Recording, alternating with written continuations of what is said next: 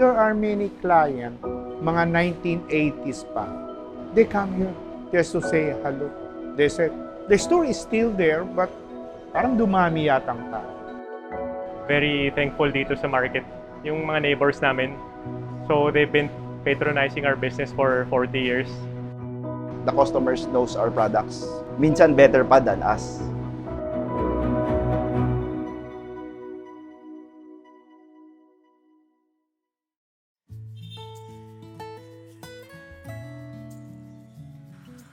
Neighborhood bakeries stand as a beloved cornerstone for any Filipino neighborhood.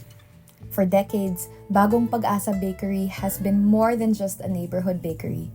It's a cherished part of the community's heart. From the early morning rush for freshly baked pandesal to the sweet treats shared during merienda, this street-side bakery has provided more than just bread. It's offered comfort, connection, a testament to tradition, and a symbol of hope and home for everyone who steps through its doors. Bagong Pag-asa Bakery kasi by the name, Bagong Pag-asa. This is Barangay Bagong Pag-asa kasi. So this is where the bakery is situated. During the early years, ang design talaga niya is a community bakery. So eventually, nagkaroon siya ng mga customers from different areas, different barangays within Quezon City. Father ko kasi medyo conservative siya on how the store looks. It just to remind me that I start from a humble beginning. From the very beginning, Bagong Pag-asa is a small hot pandesal and sari-sari store. And at that time, my dad is already very sick. My parents asked me if you could resign from my job and take care of the bakery. 1977 is we moved to Bagong Pag-asa. And this is really a peaceful place. Walang tao, So it's a little bit boring. You will be waiting for somebody who gonna buy your product. You just cannot wait for the customer to come. So I put some bread on my car and you go around the Project 6 area. Mag-aalok ka and try to sell your product. It's challenging. It's always on a survival mode. So when my dad passed away, there is still one brother and one youngest sister who's still studying. So, talagang pupukan niya. But at least I survived. When I was growing up, father ko, syempre, dinidiscipline din ako. So, sinasabi niya, tumulong ka dito. Tumulong ka dyan. Nag-start yun, patulong-tulong. Tapos eventually, every Christmas yun, nandito ako, tumutulong. Tapos eventually, nagbibilang-bilang. Nag-i-inventory ng bread. Tapos sometimes, nagbibilang ng sales. Hanggang sa minsan, hindi ko na nare-realize na gumagawa ka na pala ng trabaho na pang isang tao. Kasi there was a time din na naging driver din ako. So, parang OJT. So, mag-drive ako ng truck namin. Ganon.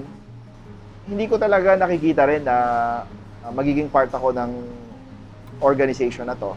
After college kasi, I work sa SGV. Tulong yun, pampatibay din eh. I resigned and I transferred here around 2018.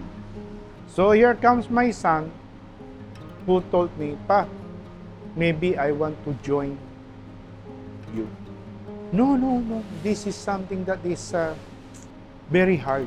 It's 24/7. You don't have day off. No, I have to. You're not getting any more younger. So he volunteered. From its humble beginnings as a small neighborhood bakery, Bagong Pag-asa Bakery has grown into a thriving business, now operating a commissary that produces a wide variety of Filipino breads loved by many. Behind this journey is Mark Lau, the manager who oversees the bakery's daily operations. With his commitment to quality and passion for preserving Bagong Pag-asa standards, Mark has helped transform Bagong Pag-asa into a household name. Our store opens 5 a.m. up until 6 p.m. But our operations are 24 hours. So we do that to make sure that the customers get the freshest bread they can. So hindi kami gumagawa ng too much in one shift. We try to manage yung inventory. Before kasi, when my lolo acquired this area, ang bread business kasi, or ang takbo kasi ng economy nun is medyo mahirap eh. If you have products, usually ang products mo nasa needs yan. So loaf, pandesal, monay. In terms of operations, we try to maintain the old way of doing bread. So we still ferment. So we've acquired equipment to help with the efficiencies kasi usually yung bread today, we try to make it shorter, faster. But on our end, we try not to sacrifice yung old way of doing bread. So we still try to make it the way it was done before, but faster.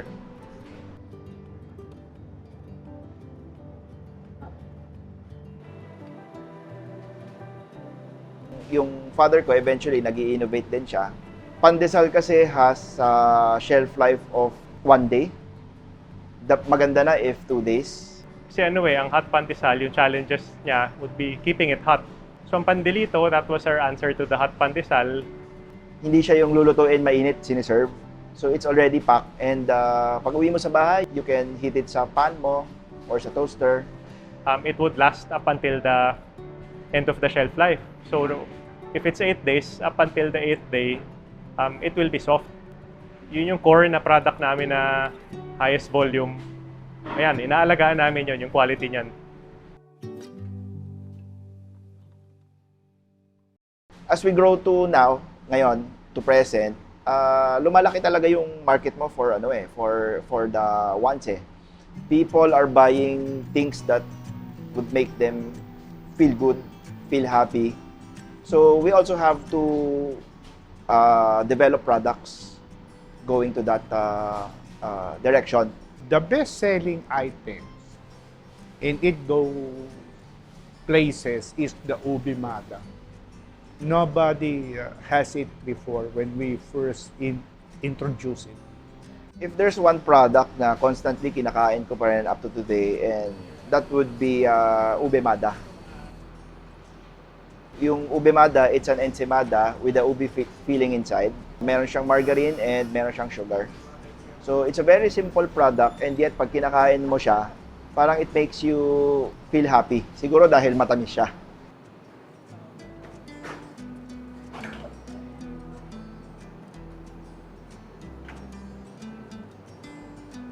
Throughout the years, marami na rin ako naging friends dahil sa ube mada na to.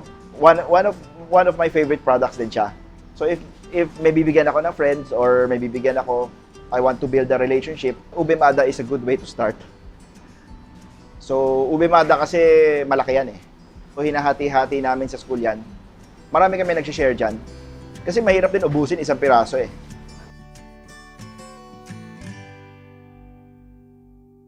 We supply a lot in the wet markets here. The houses, they all know us. Tapos, we also supply to the smaller restaurants and yung coffee shops near us.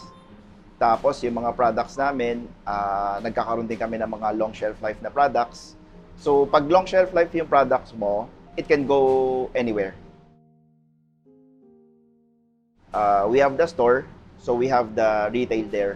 So, plenty of our suppliers or wholesalers or other businesses get their products from our store. Marami dito, we have personal relationships with them. Pag dumating, nakikipagkwentuhan.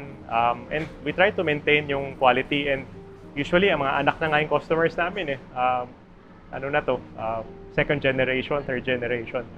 We have a principle kasi that we need to keep the quality based on what the customer wants or needs. Kasi at the end of the day, the customers knows our products. Minsan better pa than us. We take into considerations many things. So, ano yung gusto ng customer, tapos ano yung feedback coming from our people.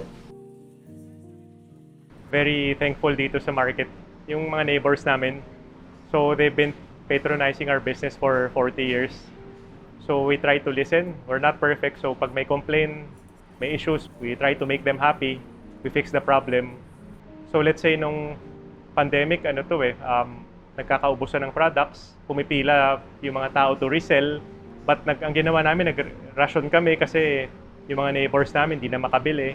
Plenty of our customers nag-request na if we can continue to supply, you profit or not, you have to continuously supply products kasi other customers are depending on it.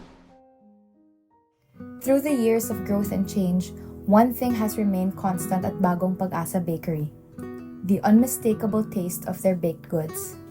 Even as they've expanded and evolved, the recipes have stayed true to the authentic flavors that generations of customers have come to love. We don't want to be ambitious. We don't want to grow big. Maybe we just grow at a size na kaya. Sometimes it's very difficult to see yung magiging vision mo for the next 5 years or yung goal mo. Kasi the economy right now, sometimes hindi mo siya ma-picture. One thing is constant change, so we need to keep up sa ways on how we can improve. We're not perfect, but in terms of what we can control, we try to give the best for the customers. Kami natatakot na to explore yung mga new ingredients, new processes. Yung quality na meron tayo, hindi natin yan pwede i-compromise. And we will continue to deliver good products up to the quality na hinahanap ng customers at the most affordable price. Bagong Pag-asa is very close to my heart dahil pinaghirapan ko eh. My brother told me, palitan mo nga yung pangalan. Ang baho kasi, Bagong Pag-asa eh. I don't want to change the name. It's because yan ang pinangalan ni Dad. Siyempre, in the future, maybe the name will ring a bell. Yung ibang suki, nandyan ang pag-asa, nandyan ang pag-asa. Siyempre, for those who don't, ano bang pag-asang pinagsasabihin niya? Tinapay pala. The commissary right now is his brainchild. Baby niya yan. Okay, because I'm from the old generation.